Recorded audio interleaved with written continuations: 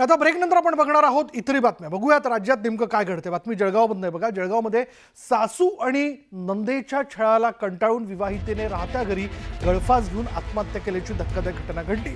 जळगाव जिल्ह्यातल्या किनोद गावात राहणाऱ्या गायत्री कोळीला सासरच्यांनी मारहाण केल्यानं तिने आत्महत्या केल्याचा आरोप गायत्रीच्या घरच्यांनी केला। गेल्या काही महिन्यांपासून माहेरून पैशाची मागणी केली जात होती आणि तसंच किरकोळ कारणांवरून तिला सातत्याने मानसिक त्रास दिला जात होता असाही आरोप करण्यात आला। गायत्रीच्या कुटुंबाच्या तक्रारीवरून पोलीस ठाण्यात गुन्हा नोंदवण्यात आला। दरम्यान घटना घडल्यानंतर सासू, पती आणि नणंद फरार झाले।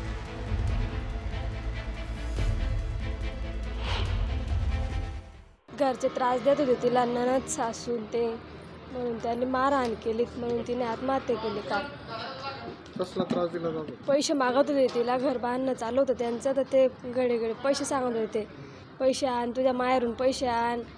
भाऊनं मागे 50,000 रुपये कॅश दिली होती, परत नंतर फोनपेला टाकले होते 27,000 रुपये, तरी परत ते अजून मागतच होते।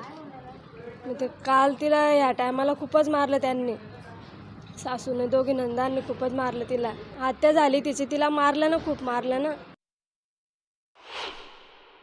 त्यांनी मला माझ्या बहिणीला विनाकारण मारहाण केल्यामुळे तिने आज एवढं टोकाचं पाऊल उचललं। माझी बहीण जशी अनाथ होती, माझी आई 20 वर्षापूर्वी वारली होती, आज माझी बहीण 4 वर्षाची होती।